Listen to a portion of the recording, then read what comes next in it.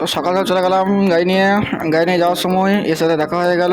এ বলে ফ্রিতে অনেক কিছু দিচ্ছে, তাই আমি দেরি না করি চলে গেলাম হাওড়া ব্রিজের উদ্দেশ্যে। হাওড়া ব্রিজটা পার করি আমি চলে গেলাম হাওড়া মেন বাজারে।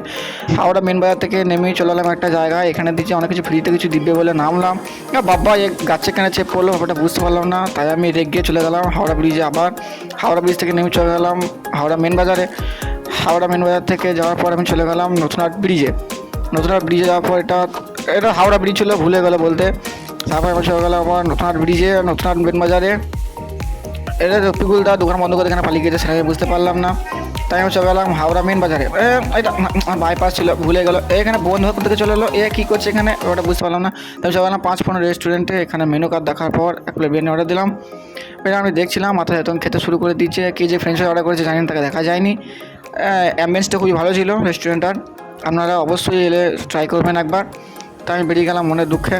তার জন্য অন্য একটা ভাইয়ের উদ্দেশ্যে গিয়েছিলাম, তো তাকে দেখা হয়নি বলে রেগে বাড়ি চলে এলাম।